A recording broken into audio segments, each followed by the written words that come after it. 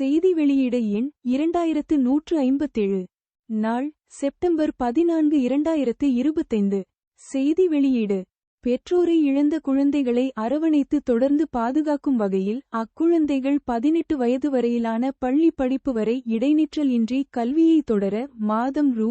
2000 உதவித்தொகை வழங்கும் அன்புக்கரங்கள் திட்டம் மாண்புமிகு தமிழ்நாடு முதலமைச்சர் திரு.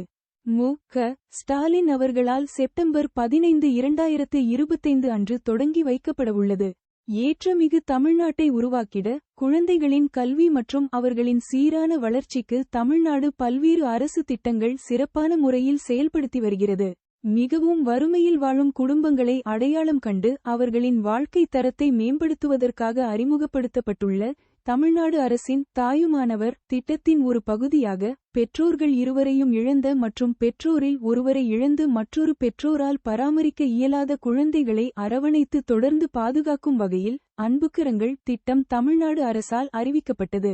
அக்குழந்தைகளின் 18 வயது வரையிலான பள்ளி படிப்பு முடியும் வரை இடைநிற்றல் இன்றி கல்வியை தொடர மாதம் ரூ. 2000 உதவித்தொகை வழங்குவதுடன் பள்ளிப்படிப்பு முடித்த பின் கல்லூரி கல்வி மற்றும் உரிய திறன் மேம்பாட்டு பயிற்சிகள் அவர்களுக்கு வழங்க வழிவகை செய்யும் இத்திட்டத்தினை மாண்புமிகு தமிழ்நாடு முதலமைச்சர் திரு. மு. க.